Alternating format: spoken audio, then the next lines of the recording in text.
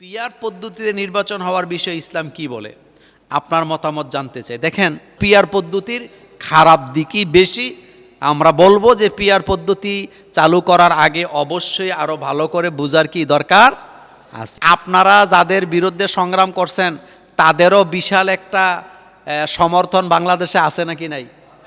তো তারাও তো তাইলে তারাও তো 50, 60, 100 সিট পাবে। পিয়ার পদ্ধতিটা কি এটা আমাদের দেশের লোকেরা বুঝে না, যদিও বিভিন্ন দেশে পিয়ার পদ্ধতিতে নির্বাচন চালু কি আছে। প্রথম কথা হলো, পিয়ার পদ্ধতি এটা ইসলাম সমর্থন করে না। কেন করে না এটা বলি। পিয়ার পদ্ধতি মানে হলো, দেশে যতগুলো দল আছে সে যদি একটা ভোটও পায় তাহলে সে একটা সিট পাবে। তো বাংলাদেশে মনে করেন পিয়ার পদ্ধতি চালু করলে সমস্যাটা যেই জায়গায় হয়, বাংলাদেশে যত গাঁজাখুর আছে বা চোর যারা আছে তারা যদি সিদ্ধান্ত নেয় যে আমরা সবাই মিলে একটা দল গঠন করব, তাহলে বাংলাদেশে নেশাখুর লাখের উপরে হবে না নিচে হবে? কথা বলে না, উপরে হবে না?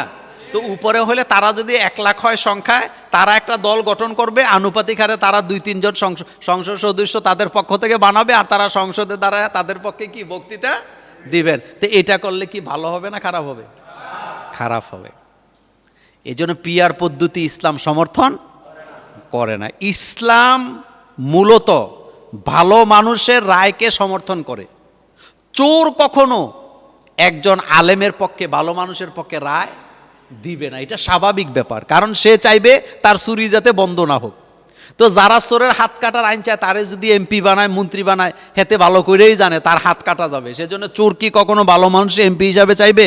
তো বাংলাদেশে যত চোর আছে সবাই মিলে একটা দল গঠন করবে, তারা বলবে আমাদেরও 1,00,000-2,1 লোক আছে, আমাদেরও 10-12টা সিট কি দেওয়া লাগবে। এটা হলো পিয়ার পদ্ধতির খুব ভয়ানক দিক। এজন্য আমাদের দেশে পিয়ার পদ্ধতি চালু করার আগে আরেকটু ভেবে দেখার দরকার কি আছে। কিন্তু সুবিধা যেটা হলো, যারা এখানে ভালো কিছু করতে চায়, আমাদের দেশের মানে পারিপার্শ্বিক কারণে, অবস্থার কারণে হোক, আমাদের দেশে ভালো মানুষেরা সংসদে যাইতে পারে না। যেই লোকটা দুর্নীতি করে না, তার টাকা নাই, কিন্তু মানুষ ভালো, সমাজের জন্য ভালো কাজ করবে, সে 10 বার নির্বাচন করেও পাশ করার কোনো সম্ভাবনা কি নাই। এই দিক থেকে পিয়ার পদ্ধতিটা ভালো, তবে ভালোর চেয়ে খারাপের দিকটাই কি অনেক বেশি। আপনারা যদি দেখেন, হযরত আবু বকর সিদ্দিক রাদিয়াল্লাহু তাআলা আনহু, হযরত ওমর রাদিয়াল্লাহু তাআলা আনহু, তিনারা যখন খলিফা নিযুক্ত হয়েছিলেন তখন তারা কি চোরদের সমর্থনে খলিফা নিযুক্ত হয়েছেন, অমুসলিমের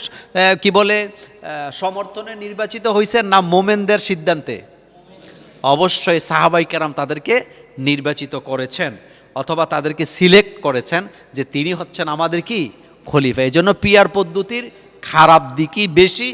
আমরা বলবো যে পিয়ার পদ্ধতি চালু করার আগে অবশ্যই আরও ভালো করে বোঝার কি দরকার আছে। আর পিয়ার পদ্ধতি চালু হইলে আপনারা যাদের বিরুদ্ধে সংগ্রাম করছেন তাদেরও বিশাল একটা সমর্থন বাংলাদেশে আছে নাকি নাই? তো তারাও তো তাইলে তারাও তো 50, 60, 100 সিট পাবে। এই জন্য এটা ভেবে দেখার কি দরকার আছে। সমাজতন্ত্র, বিভিন্ন দল, জাসদ, বামপন্থী যারা আছে, এক দল, এক নেতা, এক অফিস, এরকমের দল বাংলাদেশে আসেনি, তো সেও তো একটা সিট পাবে।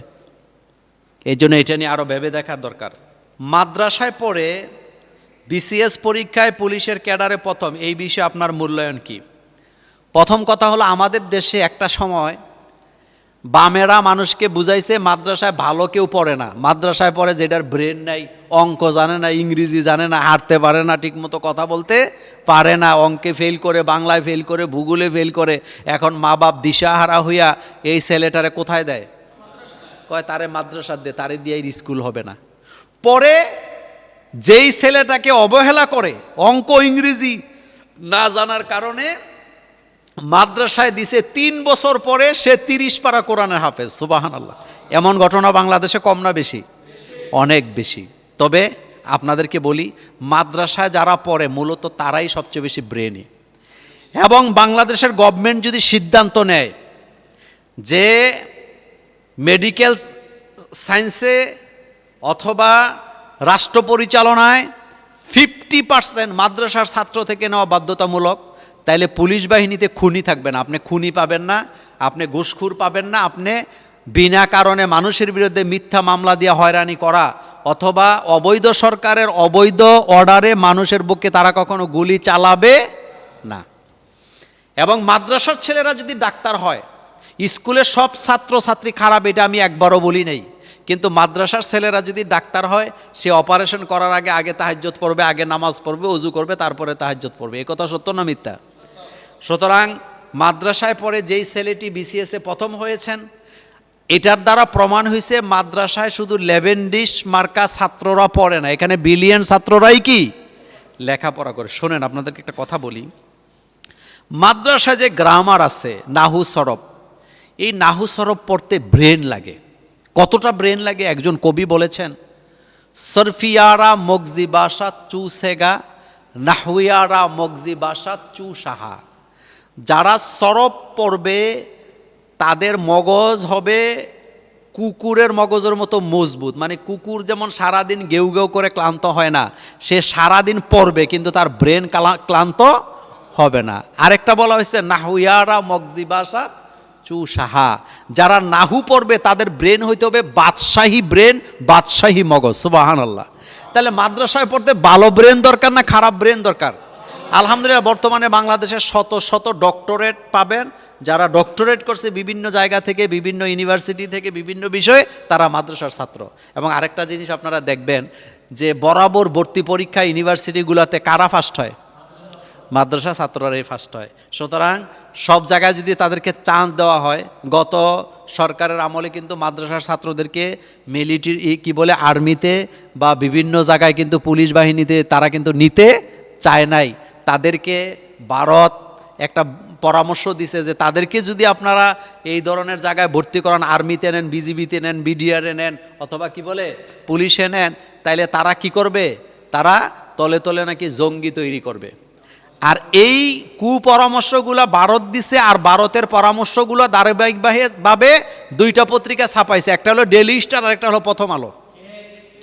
বাংলাদেশের মুসলমানদের বিরুদ্ধে প্রথম আলো যেই পরিমাণ ভূমিকা রাখছে, এই প্রথম আলো, আমি ফতুয়া দিলাম, বাংলাদেশের সব আলেমরা আমার সাথে একমত হবে, এই প্রথম আলো পত্রিকা যারা ইসলামের বিরুদ্ধে লেখে, যারা জঙ্গি বলে ইসলামকে দাবায় দিতে চায়, তারা মূলত ভারতের দালাল। এই পত্রিকার পড়া তো দূরের কথা, মুসলমানের জন্য এটা দিয়ে ঢিলা কুলুপ নেওয়া জায়েজ নাই। কারণ বাংলাদেশ এখনো তারা ভারতের দালালি করে যাচ্ছে প্রথম আলো। কথা সত্য না মিথ্যা? তারা হলো শব্দ সন্ত্রাস। বলেন, শব্দটা কি বলছি? তারা দেখবেন শব্দ ব্যবহারের ক্ষেত্রে ইনায়া বিনায়া ঘুরাইয়া গাড়াইয়া মুসলমানদের উপরে, মুসল্লিদের উপরে তারা বিভিন্ন ব্যাপারে দোষ চাপাতে ব্যস্ত, মাদ্রাসার ব্যাপারে তারা দোষ চাপাতে ব্যস্ত। মূলত এই পত্রিকা চলে ভারতের টাকা দিয়া, রয়ের টাকা দিয়া চলে। সুতরাং এটা বুঝতে হবে। সুতরাং এই মাদ্রাসার ছেলে বিসিএস পরীক্ষায় পুলিশ ক্যাডারে প্রথম হয়ে প্রমাণ করছে মাদ্রাসায় জঙ্গি তৈরি হয় না, মাদ্রাসায় সন্ত্রাস তৈরি হয় না, মাদ্রাসাতে মেধাবী তৈরি হয়।